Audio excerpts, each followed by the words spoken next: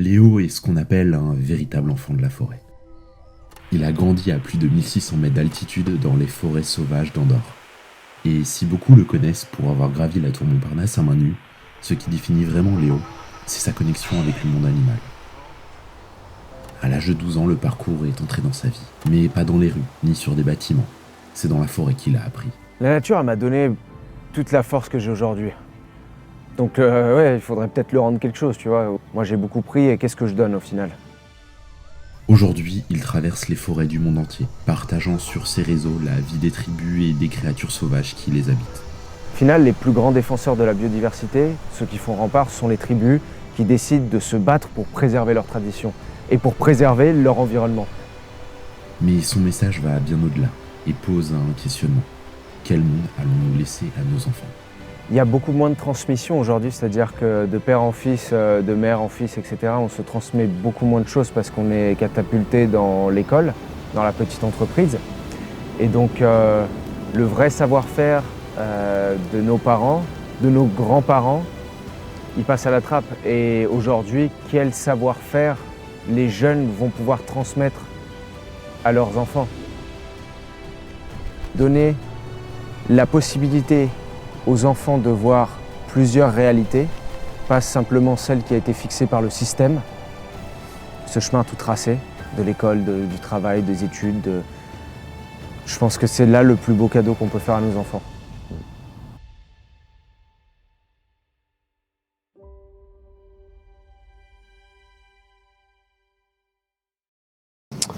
Bienvenue à tous dans ce nouvel épisode de l'expédition. Aujourd'hui on se retrouve dans la forêt parce qu'on va aller retrouver Léo. Venez avec nous, on va vous embarquer dans cette nouvelle aventure. Allez. Regarde du côté droit aussi, hein. Je sais pas de quel côté j'arrive. Alors, ça va, tu vas bien?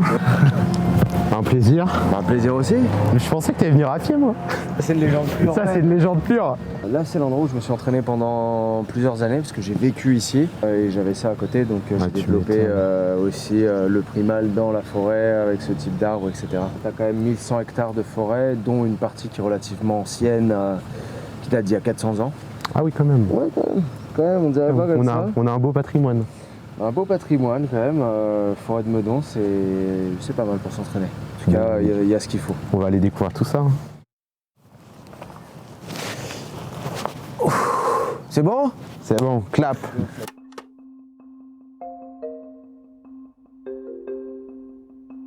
Est-ce que tu peux te présenter un petit peu, me dire qui tu es, ce que tu fais? Je m'appelle Léo Urban, j'ai 30 ans. J'ai commencé à m'intéresser au mouvement en étant adolescent.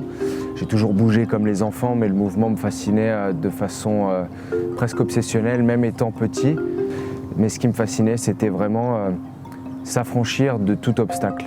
Donc j'ai découvert le parcours en premier lieu. J'ai été principalement connu pour mes grimpes de tours au départ. Ce qui m'a caractérisé vraiment, c'est la tour Eiffel, c'est la tour Montparnasse.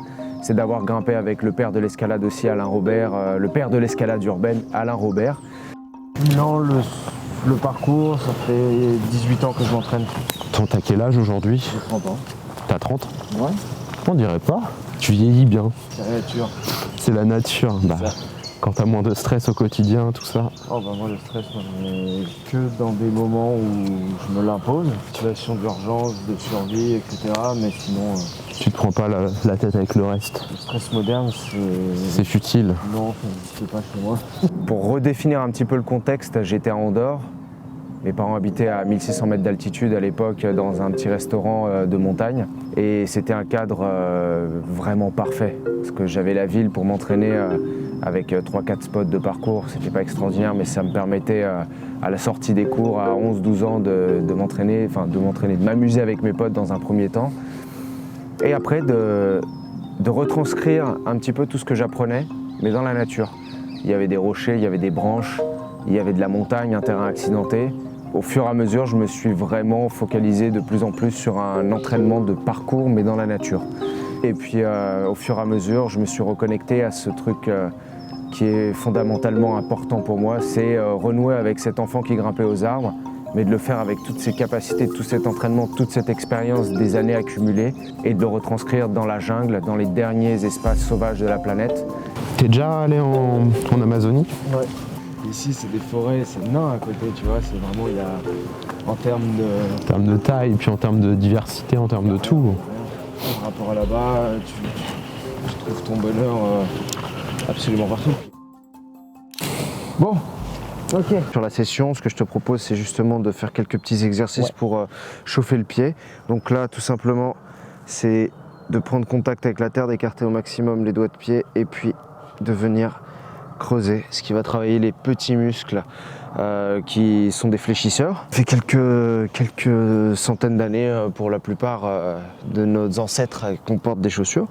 Donc le pied s'est rétréci et a perdu de sa fonction principale qui est de courir, marcher, sauter, grimper, etc. Tu vas gratter le sol un peu comme un chien qui vient de faire son besoin ou un taureau, c'est plus sympa, tu vois, un taureau. Ouais, c'est un peu plus viril, tu vois. Un peu plus flatteur. C'est ça. Donc là, ça va venir mettre une couche, une pellicule de terre sur tes pieds qui va venir, même une fois essuyée, protéger en fait la corne que tu n'as pas forcément encore. Même pour moi, c'est intéressant parce que c'est comme de la magnésie naturelle, tu vois. Ok, ça permet d'accrocher beaucoup plus facilement. Ça permet d'accrocher beaucoup plus facilement. Tu peux mettre juste sur le poids d'un côté. Voilà, tu laisses un pied droit et là tu viens mettre le poids sur ta hanche et tirer tous tes tendons qui vont être sollicités, notamment dans ce mouvement qu'on utilise pour grimper. Le pied comme une main, tout ça, enfin vraiment dans l'idée de ressembler au maximum aux animaux avec nos capacités morphologiques. J'essaye de faire la même chose. En fait, si tu veux, nos articulations, même chevilles, sont très peu souples finalement parce qu'elles sont dans un habitacle et c'est très raide. Alors oui, ça protège des impacts, mais le revers de la médaille, c'est qu'en fait, dès que tu enlèves tes chaussures, ou même avec les chaussures, quand tu prends un impact qui n'est pas maîtrisé, ciao. Typiquement le coin de la porte dans le petit orteil. Ouais, moi je me le prends toujours, je veux dire... Ça te fait encore mal ou pas? Non. Enfin, je veux dire, ça dépend. Si j'y vais à 30 km/h dedans, je vais me le péter, tu vois, mais non. Position full squat. Bon, cette position, c'est vraiment la base de toute position pour travailler dans les tribus. Même nous, au départ, en fait, quand on n'avait pas la technologie, etc., on travaillait beaucoup le sol comme ça ou comme ça, tu vois. Donc là, ça c'est vraiment une position que la plupart des Occidentaux ont perdue. C'est des muscles qui sont étirés, que ce soit dans le dos, dans les jambes. On tient moins longtemps dans cette position-là. On tient pas longtemps. Donc l'idée, c'est vraiment de se réadapter. Donc ça, ce soit pendant, en tout cas moi c'est ce que je me dis, pendant mes sessions d'entraînement. Ça c'est ma position de repos, ma position de réflexion aussi quand je suis dans un arbre. Je regarde la lecture de l'arbre, en fait elle se fait souvent dans des positions comme ça parce que c'est une position dite de repos. Tends tes jambes. Maintenant, tu vas les descendre genoux au niveau des coudes. Ok. Là, tu vas sortir la tête. Tu vas regarder droit devant toi et là, tu vas relâcher tes omoplates. Tu vois là, ça? Ouais. Et là, tu vas monter tes fesses et baisser tes genoux. Creuser, en fait, comme si tu étais en levrette. Voilà. Je pense que là, tu as compris au moins. Il n'y a pas d'ambigu. Là, tu as compris le principe. En fait, maintenant, c'est juste mettre le mouvement en marche, la locomotion en marche. Et va pas vite. Ok. D'accord, vraiment décompose le mouvement, essaye de comprendre comment fonctionnent tes muscles profonds. Après, tu pourras aller plus vite quand tu auras toutes ces notions qui seront imprégnées dans la mémoire corporelle. Et c'est pour ça que ça paraît extraordinaire de bouger dans les arbres, mais ça ne l'est pas, puisque c'est ce qu'on a toujours fait. Ce qui est extraordinaire, c'est qu'en 200 ans, on soit avec des téléphones et qu'on ait autant changé notre façon évolutive de vivre, qu'on ne court plus, qu'on soit dans des voitures, qu'on soit assisté H24 pour tout, qu'on mange de la nourriture artificielle finalement, c'est le cas, je veux dire, tout ça c'est fou, ça c'est extraordinaire. Est-ce que tu pourrais me raconter un petit peu ton enfance? Est-ce que tu as des anecdotes autour de ça? Peut-être, je sais pas si tu as des souvenirs de moments que tu as pu vivre justement dans la forêt. Est-ce que tu as des souvenirs, des anecdotes autour de tout ça? Quand j'étais petit, je me souviens des moments particuliers qui sont assez ancrés dans mon esprit. C'était quand on partait faire des pique-niques en montagne et moi je partais tout seul dans les alentours, un peu comme un chien qui est dans un appartement et qu'on lâche, allez va t'amuser. Ben, c'était un peu ça, mais j'étais vraiment petit, je devais avoir 5-6 ans et je me foutais à poil. Je me foutais à poil, je sautais sur les rochers, je me baignais dans la rivière, je grimpais aux arbres, je me fabriquais un bâton qui ressemblait à une lance et j'étais dans mes jeux. Et j'étais dans mes jeux, dans mon imaginaire, dans ma créativité, comme tout ce que les gamins font aujourd'hui. Je me créais des ennemis imaginaires, j'étais dans mon univers et puis c'était encore plus puissant que d'être dans un parc à jeux dans une ville. Là, j'avais un terrain de jeu incroyable, sans limite. Et je voulais pas rentrer, je voulais jamais rentrer à la maison. J'étais toujours, je faisais même des caprices où je restais en haut d'un arbre et c'était en mode non, je bougerai pas. Je voulais vraiment rester en forêt, j'étais vraiment bien et surtout sachant que le lendemain je retourne à l'école, c'était vraiment, ouais, c'était pas fait pour moi. J'avais envie de bouger, vraiment de bouger, de m'exprimer avec mes deux bras, mes deux jambes, d'être dans la nature, de voir ce qui se passe en fait. Voilà, on qualifie ça d'hyperactif, mais hyperactif en fait c'est quoi? C'est juste, ce qui n'est pas normal, c'est d'être assis toute la journée pour un gamin qui a besoin de bouger, de s'exprimer, de vivre, de respirer quoi, et d'être dehors. Là, d'être assis 6-8 heures par jour, comme ça, t'en peux plus. Enfin, c'est juste anti-naturel. Et je pense que je représente juste tous les enfants de la planète qui ont envie de bouger. C'est juste qu'on est tellement conditionnés, comme si on avait ouais, des couches de conditionnement qui nous empêchaient justement de renouer avec ce plaisir de bouger. Et voilà, on a 10 minutes de récré, puis on retourne. Ouais, moi, je comprenais pas ça. J'étais un enfant sauvage. Et j'avais pas envie d'avoir ces contraintes, ces règles, ces restrictions. Et j'avais toujours besoin de voir où était la limite, que ce soit avec moi-même, avec les profs, avec les règles. Donc j'étais toujours un testeur de limites. Et au final, je crache pas sur le système ni sur l'école parce que sans ça, j'aurais pas été conditionné à devenir la personne que je suis devenu aujourd'hui. Donc au final, je peux que remercier tous ces événements de la vie qui m'ont mené à être là et à apprécier la nature encore plus à sa juste valeur et à vouloir la défendre aussi. Un truc qui résonne avec moi, avec mes héros un peu d'enfance comme Tarzan, c'est cette fameuse chanson de Phil Collins, Entre deux mondes. Et c'est exactement ça, c'est qu'on est une génération entre deux mondes, c'est-à-dire qu'on a quand même un accès à la nature, à renouer un petit peu contact avec tout ça, surtout c'est ce que j'ai fait. Mais d'un autre côté, on a beaucoup cet accès à la technologie et on peut se noyer beaucoup plus dans ce monde-là. Et je trouve que cet équilibre à trouver entre les deux mondes, il est nécessaire et il est vital parce qu'on est une espèce de génération hybride où on peut pas vivre soit dans l'un, soit dans l'autre parce qu'il y a un déséquilibre immense qui se crée. Et du coup, je vais te poser une question, mais comment est-ce qu'on fait? Est-ce que toi, tu as une réponse à ça? Je pense que pour les gens, en fait, aujourd'hui, dans une société où on est déconnecté de tout ça, c'est de se reconnecter petit à petit à son instinct animal, à son instinct primaire. Et ça se fait par des choses qui sont très simples, mais chaque détail compte. Ça va être s'exposer un peu plus au soleil. Alors c'est vrai que voilà, on a des couches et des couches et des couches, mais ça passe par une exposition un peu plus au soleil, ça passe par se faire un peu plus violent, sortir de sa zone de confort avec des petites choses comme se mettre pieds nus au quotidien, que ce soit chez soi, mais dès qu'on sort, eh ben vas-y, je vais faire un petit truc en plus. Et il n'y a pas de bon ou de bonne ou de mauvaise méthode à suivre, si ce n'est s'écouter soi-même et passer du temps avec soi-même. Je pense que ça, c'est la meilleure chose à faire. Et c'est ça qu'on a besoin de faire. C'est renouer avec notre ancestralité. Et ça passe par plein de petits détails. Je veux dire, c'est pas parce que tu habites dans des villes que tu peux pas être connecté avec la nature. Le soleil, il est partout. Les arbres, ils sont en ville aussi. Le contact avec la terre, il est possible. À une échelle inférieure que si tu te trouves en plein milieu d'une forêt primaire dans l'Amazonie. Mais tu peux le faire, tu peux le faire. Et de toute façon, si tu es catapulté d'une ville en plein milieu de la jungle, l'écart, il sera tellement grand que tu vas être complètement paumé. Donc c'est justement nécessaire et très bien d'y aller progressivement. On va aller juste là, on va voir comment tu te débrouilles pour grimper ton premier arbre. Ok. Là, tu vas devoir, sur ton premier arbre, et j'en suis navré, t'adapter parce que, tu vois, comme tu le vois, t'as 2 arbres et tout. Il faut que j'en monte qu'avec un seul. Non, tu vas monter avec ce qu'il y a. Ah, je peux monter avec les deux. Tu peux monter avec faire de les deux. l'opposition, tu peux faire... Exactement, tu vois. Donc l'idée, en fait, c'est de travailler avec les deux Ok. et d'utiliser, tu vois, les petites aspérités qu'il y a là Ah oui. pour mettre tes pieds. Et tu vois, là, tu vas chercher, il y a d'autres petites aspérités, tu essaies de ressentir, tu prends ton temps et tu viens reposer ton pied jusqu'à arriver là, tu vois. Une fois que tu es là, en fait, ça te bloque. Donc tu peux même t'en servir, si tu veux, pour continuer à avancer tout doux jusqu'à mettre ton pied ici, d'accord? Tu essaies de garder au maximum les bras tendus, c'est ce qui va te permettre de ne pas te fatiguer, en fait. Essaie de monter celui-là ici. Voilà, nickel. Ah, ça glisse. Ça glisse, mais là t'as presque fini, donc tu peux pas t'arrêter ici. C'est bien, c'est bien. C'est bien. On va aller à l'autre, c'est bien là déjà. Donc là, tu vois, comme tu peux le constater, la branche elle est beaucoup plus proche. Ça c'est du charme. Ça se ressemble beaucoup, même au niveau de l'écorce et même des feuilles.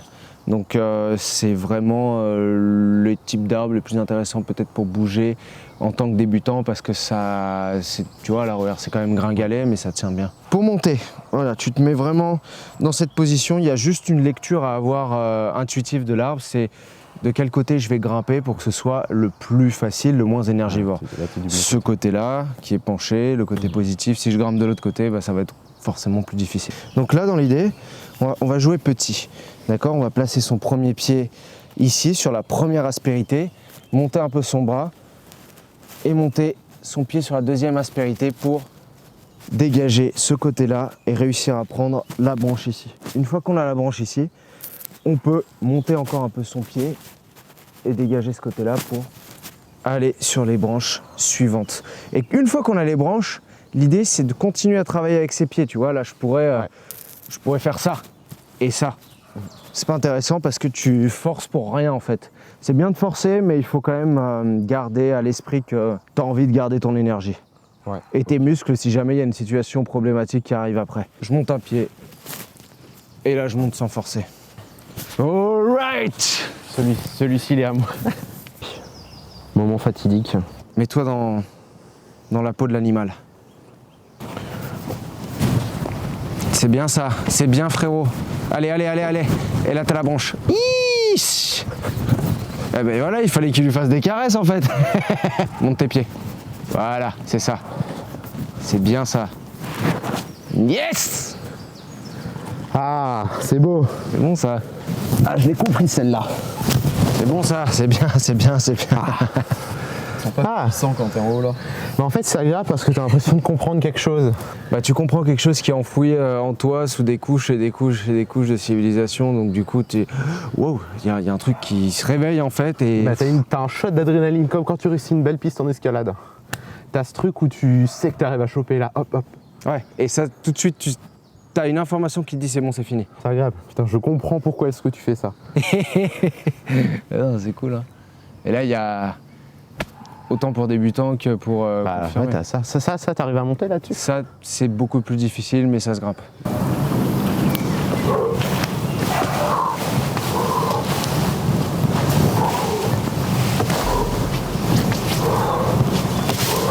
Et tu fais régulièrement des initiations comme ça?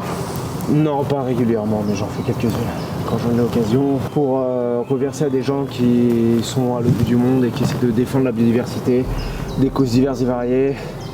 Donc cet argent c'était pour les orang-outans la dernière fois que j'ai fait mon truc, l'autre c'était pour les feux au Canada. J'essaie de mettre un peu à contribution la communauté sur les réseaux pour... Tu profites d'avoir ce qu'on appelle cette influence, mais une influence positive. Exactement.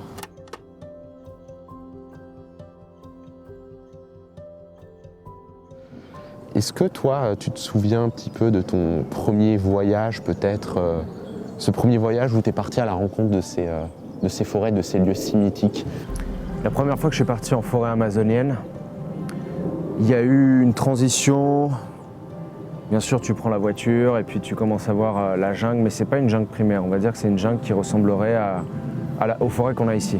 C'est-à-dire que c'est des jungles secondaires qui ont été coupées avec beaucoup d'arbres fruitiers parce que tu as beaucoup d'habitations de communautés locales qui vivent à côté de villages et de plus ou moins grandes villes. Donc tu vois le côté très vert et le climat tropical, mais tu vois pas encore la jungle. Quand tu arrives dans ce qui est le parc du Yasuni, donc, qui est l'endroit le plus préservé de l'équateur où je suis allé, là il y a un autre pouvoir, une autre énergie, une autre atmosphère. Tu arrives en jungle et tu es presque envahi submergé par toute cette puissance que tu ne t'expliques pas, parce qu'elle est présente, elle est là. Et c'est comme quand tu t'entraînes un peu pour la première fois dans les arbres, où il y a quelque chose qui résonne mais tu ne saurais pas l'expliquer. Donc tu es là, tu es submergé par tout un tas d'informations, de bruits, de stimuli, de sens qui s'éveillent aussi à nouveau. Puis forcément c'est décuplé quand tu es pieds nus, ce qui était mon cas. Et j'ai pas ressenti cet enfer vert, cette hostilité. J'ai ressenti complètement autre chose. J'ai ressenti l'ancrage complet, tu vois. T'es dans Pandora, dans Avatar un peu. C'est vraiment ce côté magique de waouh, l'arbre il est incroyable, la liane elle est incroyable, la lumière qui perce à travers, les bruits la nuit, l'odeur, l'atmosphère, le brouillard, même la pluie, il y a tout est habité. Il y a comme il parle beaucoup d'esprits là-bas, d'ancêtres, d'esprits qui sont plus ou moins bienveillants. Alors chacun sa croyance et je ne vais pas forcément rentrer là-dedans parce que ce serait un autre sujet, mais tu sens toutes ces présences et toute cette biodiversité, toute cette vie. Le véritable monde, c'est ça. Et notre monde, il est véritablement magique. Et hier, tu m'as raconté que t'es parti, alors je sais pas si c'est un mois que t'es parti en immersion avec des tribus. Ouais. C'est ça, t'es parti vivre avec eux, dans leur quotidien, dans leur tradition. Comment est-ce que tu l'as vécu? Qu'est-ce que tu as vu? Est-ce que tu pourrais nous relater peut-être un petit peu toutes ces choses, peut-être les choses que tu as apprises aussi là-bas? Moi, je suis parti là-bas pour vraiment rencontrer des gens qui vivent encore dans la forêt. Parce que pour moi, c'est ça la quête du primal, c'est ce que je recherche derrière tout ça, c'est de comprendre d'où on vient, c'est de qui nous sommes véritablement au fond, pourquoi on est devenu ce qu'on est, quelles sont nos capacités physiques en fonction des milieux dans lesquels on a évolué, comment on a évolué. Tout ça, c'est des questions qui peuvent paraître très simples, mais qui, même pour la science aujourd'hui, sont toujours ouvertes. Donc moi, ça me passionne et je pense que j'aurai jamais l'approche scientifique, mais par contre, j'ai une approche qui est complètement différente. C'est celle de vivre en totale immersion, de façon organique avec la nature, avec les animaux, avec ces gens-là au travers de ma pratique. Donc la première fois que je me suis retrouvé là-bas, c'était vraiment pour comprendre leur culture, pour comprendre leurs traditions, leur lien avec la forêt, avec leur passé. J'ai compris que la grosse différence avec nous les Occidentaux, c'est que toi, tu as connaissance de ta grand-mère, peut-être de ton arrière-grand-mère si tu l'as connue, mais avant, tu sais pas ce qui s'est passé. Et on a un passé qui est tellement hybridé avec toutes les cultures qu'on a en Europe, etc., qu'on n'a pas une mémoire de nos ancêtres. Tandis que là-bas, il y a une véritable mémoire de ce qui s'est passé depuis des millénaires, depuis qu'ils ont peuplé l'Amazonie, on va dire. Ils sont connectés à leur pharmacopée. Ils sont connectés avec les plantes, ils sont connectés avec la nature, alors que nous, on est connectés avec un autre monde qui est complètement différent. Si tu catapultes un Indien dans la jungle urbaine, il va être comme nous la première fois qu'on se retrouve dans leur culture, paumé. Le trafic, les gens, le téléphone, comment tu t'en sers pour absolument tout aujourd'hui, ils vont être complètement à la ramasse. Et nous, on est un peu pareil quand on arrive dans ce monde-là. Et la meilleure façon d'apprendre, c'est d'observer. Ils finissent par en fait t'accepter comme un membre à part entière de leur tribu, de leur famille. Et c'est ça qui est génial en fait, c'est que tu dis oui, il y a des différences physiologiques qui nous séparent, la couleur de peau, les traits, la hauteur, etc. Mais au final, tu arrives à communiquer avec bien plus que le langage en fait, et c'est ça qui est génial. Et c'est quelque chose qui m'avait choqué, une phrase que j'avais entendue, que je trouvais ça dingue, c'est qu'en Afrique, une personne âgée qui meurt, c'est comme une bibliothèque qui brûle. Et on se rend compte que ces personnes-là, en fait, on vient auprès de leur chevet, on leur donne à manger, on les consulte, on vit avec eux. Et aujourd'hui, on oublie de le faire. Je crois que c'est aussi une des causes pourquoi est-ce qu'en fait, on n'apprend pas de notre passé. Il y a 100 ans, il y avait des guerres. Aujourd'hui, on est en train de refaire des guerres. Ça veut dire qu'on n'a peut-être pas suffisamment compris et appris de notre passé. On n'a pas suffisamment consulté ces personnes qui ont vécu ces choses-là, parce qu'on recommence. Mais quand on a cette culture, on refait rarement les mêmes erreurs. Pourtant, nous, on les refait. Il y a beaucoup moins de transmission aujourd'hui, c'est-à-dire que de père en fils, de mère en fils, etc., on se transmet beaucoup moins de choses parce qu'on est catapulté dans l'école, dans la petite entreprise. Et donc, le vrai savoir-faire de nos parents, de nos grands-parents, il passe à la trappe. Et aujourd'hui, quel savoir-faire les jeunes vont pouvoir transmettre à leurs enfants? C'est une génération ultra connectée. Et je pense que des gens qui sont au contact de la nature, qui font, je vais dire, du parcours ou des choses comme ça, tu vois, où tu es engagé, tu sais que tu es au contact du danger, tu t'écorches, tu tombes, tu te fais mal et tu es au contact du vrai en permanence, ça peut transmettre des valeurs qui sont autres à tes enfants que attention, voilà, tu montes là, tu vas te faire mal, mets ton blouson, il fait froid, prends ton médicament, t'es malade, va à l'école, fais de bonnes notes. En fait, c'est ça qu'on transmet à nos enfants, c'est une génération de pleurnichards et de gens qui ont peur, alors qu'on est des guerriers dans l'âme, en fait. On est tous guerriers, on est une espèce guerrière. Mais dans guerrier, il n'y a pas ce côté forcément péjoratif, il y a ce côté de se battre pour ce qu'on aime, de se battre pour ceux qu'on aime, de se battre pour ce que l'on veut. Et c'est pas forcément péjoratif aujourd'hui dans une société où les gens, en fait, bon, c'est bon, j'ai mon CDI, je vais jusqu'à mes 65 ans, la retraite, je suis peinard, je suis tranquille. C'est ça une vie? Est-ce que c'est ça une vie? Je te pose la question. Vraiment, moi je pense pas. Mon défi pour toi, que tu le réussisses ou pas, ça va dépendre de moi. De toi, ouais, surtout. L'idée, c'est d'utiliser les techniques que tu as travaillées jusqu'à maintenant pour grimper dans les arbres. Donc là, tu vas grimper sur un arbre. D'accord? Donc avec ton propre poids, tu vas faire pencher l'arbre, ce qui va te permettre très facilement, avec ton poids d'homme, de choper l'autre côté. Donc là, ce qui va être un peu différent pour toi, tu vois, tout ça, ça a l'air de pas tenir de fou. Mais si tu mets ton pied à ce niveau-là, tu as un appui quand même. Tu as un appui, c'est pas ce qu'il y a de mieux, mais tu as un appui. Là, c'est pareil, là, c'est pareil, là, c'est pareil. D'ailleurs, tu vois que toutes ces branches, elles ont été un peu piétinées. Ça, c'est moi. Ouais, je me doute. Ça, c'est moi et les potes. Yep. Donc là, l'idée, en fait, c'est d'envoyer ton poids dans cette direction, tu vois. Hop, tu vois, je suis déjà de l'autre côté. Donc dans l'idée, en fait, il faut transiter d'abord les pieds, d'accord, et après la main. Alright? Alright. Tu as déjà ton pied ici, donc pousse avec celui-là pour aller chercher. Oui, mon gars, allez, c'est ça, exactement. Allez, allez, ça fait mal, mais c'est pas grave, on y va. Ah là, c'est ça. Là, t'es bien, là.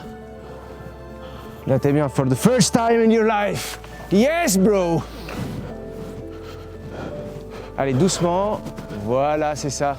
Deuxième pied. Nice. Nice. Ah, il s'est bien chié dessus, mais il l'a fait. Ah, Nice, mec. Bien vu, hein. Bien joué, hein. ah, c'est plus simple de balancer de l'arbre à l'autre que de monter. Bah, avec le poids, là, il est à côté. Ouais, t'as juste, c'est agréable. T'as juste à envoyer un poil le bras et t'es déjà sur le... Ouais. Donc le poids, ça peut être même avantageux en fait, parce que l'arbre ne casse pas. Tu transites sur les branches et tout, là, c'est mieux d'être léger, souple. Et quand t'as plus de hauteur, c'est pas la même. Là c'est déjà pas mal, tu vois. Là, si tu tombes ici, tu te casses le cul déjà. Ouais, oui, c'est vrai. Tu te fais mal, hein. Ah, c'est cool, hein. Ça fait du bien.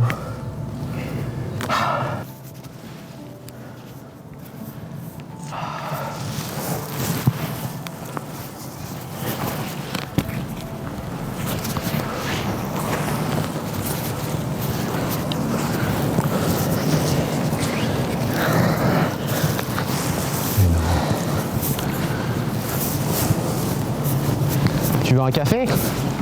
Un café? Je bois pas de café, mec. Ah merde, tu veux un thé? Un petit thé? Un petit thé, je te l'apporte. Allez, ça je veux bien.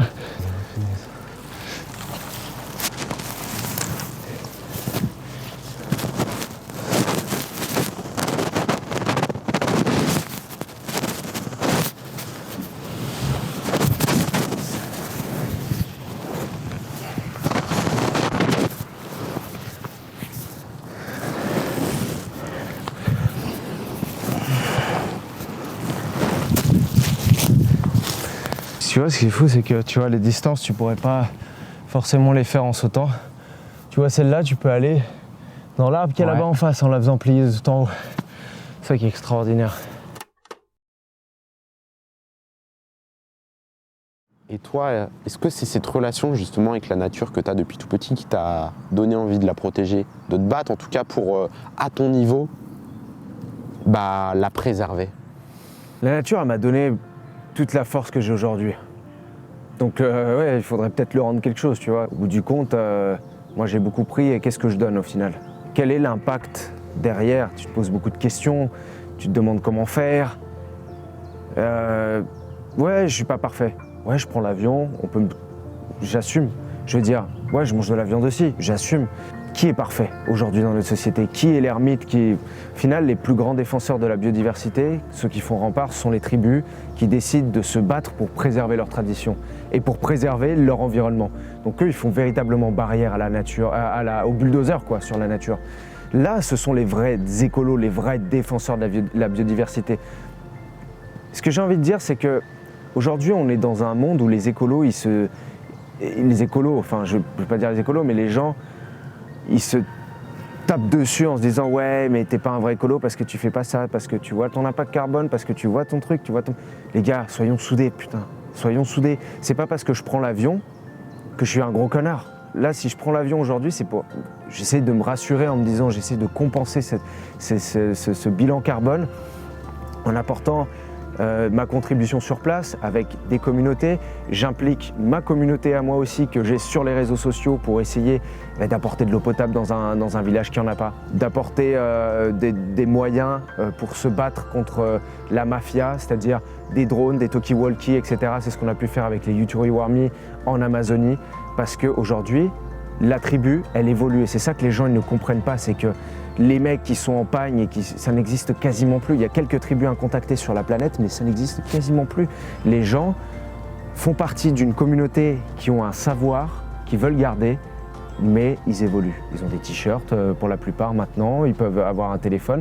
Et c'est aussi pour ça qu'il faut les aider à se battre avec les armes modernes, avec un drone, avec un téléphone, avec les réseaux sociaux, avec plein de choses qui leur permettent aujourd'hui de faire valoir leurs traditions, leurs droits. Et c'est ça qui me passionne aussi. C'est de voir la tribu qui évolue, comment elle va se défendre, comment est-ce que je peux les aider, comment est-ce que je peux apporter ma contribution avec une communauté sur place. Donc c'est des projets qui sont fascinants. On est allé en Inde aussi, on a creusé un lac artificiel, ça a coûté 3 ou 4 000 balles, je ne me souviens plus, pour retenir l'eau de la mousson, pour que les animaux justement puissent s'abreuver en période de sécheresse, parce que l'avancée du désert, l'urbanisation dans cette région du Rajasthan condamne de plus en plus les espaces naturels et réduit la biodiversité, réduit aussi l'agriculture. C'est devenu une problématique sur laquelle c'était intéressant pour nous de travailler avec justement des communautés locales qui mettent en place des projets, mais qui avaient besoin de fonds. Des projets comme ça, en fait, c'est ce qui me permet aussi, au travers de YouTube, de mettre en lumière des choses, des réalités, des choses qui disparaissent ou pas, comment ça se passe sur place, comment ça se passe vraiment sur place, parce qu'on a tendance à idéaliser certaines tribus, certaines choses, et en fait ils sont juste en souffrance. J'ai un documentaire qui va arriver sur les Koma et les Baka du Cameroun. C'est des cultures qui sont en train de se faire assimiler, de disparaître, qui sont en souffrance, et de mettre en lumière véritablement ce qui se passe sur place, et pas juste « Wow, ils grimpent aux arbres, regardez, c'est magnifique là où ils habitent et tout ». C'est aussi de se détacher de ce côté magique, idyllique, qu'on a l'impression, en fait, partout sur Terre, l'homme a quasiment mis sa main partout, et c'est de voir comment aujourd'hui on peut préserver ce qui reste. Si demain on ne protège pas notre nature, notre biodiversité, ces cultures, ces tribus, concrètement, qu'est-ce qui va se passer? Je suis pas scientifique, donc j'ai pas de pronostic ultra précis, mais en tout cas ce que je vois, c'est que on va perdre la richesse de cette planète, qui est quand même d'une diversité exceptionnelle. On a déjà perdu énormément depuis la préhistoire. On a eu des changements climatiques qui ont favorisé ou pas certaines espèces, d'autres qui ont disparu. Mais nous, on a quand même défoncé la plupart de toute la biodiversité qu'il y a sur la planète. Aujourd'hui, on se projette d'aller sur des planètes qui sont hostiles. Mars, il n'y a pas d'oxygène, il n'y a rien. On imagine déjà la terraformation de ces planètes-là. Pour te dire que je pense qu'on va survivre en fait sur une Terre qui sera complètement stérile. C'est juste en fait la question de se poser, nous on va survivre sur une Terre qui sera plus ou moins stérile. C'est juste une question d'éthique. Nous, l'espèce soi-disant dominante et intelligente, est-ce qu'on a envie de ça, ou est-ce qu'on veut préserver quand même les arbres, les animaux, ce qui reste, les glaciers? Est-ce qu'on veut vivre dans un monde regorgé de plastique, de désert, où on va se trimballer dans des villes où on ne peut même plus sortir dehors parce qu'il fera trop chaud, et qu'on va se balader dans des couloirs interminables avec de l'oxygène recyclé comme dans des avions? Ou est-ce qu'on veut se poser véritablement la vraie question de défendre ce qui reste et de la magie de ce monde en fait? Parce qu'il n'y a rien de magique à vivre sur Mars avec de l'air recyclé, des plantes qui poussent dans des serres artificielles. sur une planète qui n'est pas faite pour que l'homme puisse survivre. On a l'impression qu'on a tout fait, les plus hauts sommets, les plus hauts machins, mais au final, il reste énormément de mystères à découvrir sur cette Terre, sur cette planète, des petits diamants qui restent à préserver. Et c'est ça le plus important. Est-ce qu'aujourd'hui, on est toujours dans cette optique de coloniser Je pense que c'est dans nos gènes et c'est ce qui nous a permis de faire de grandes choses aujourd'hui, mais je pense qu'il faut à nouveau trouver cet équilibre. Non, merde.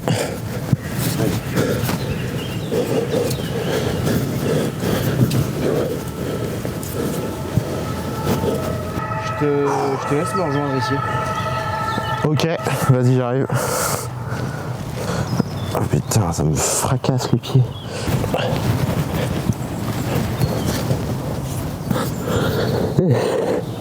Me mime pas comme ça.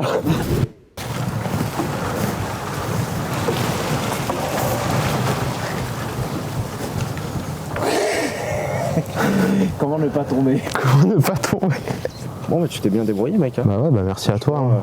Bon, il y aura celui-là qui aura raison de toi, mais il fallait bien qu'il y en ait un qui Bah bien arrête. sûr.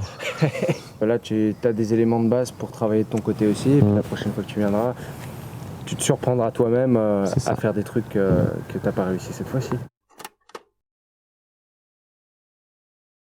Concrètement, c'est quoi les projets que tu aimerais réaliser?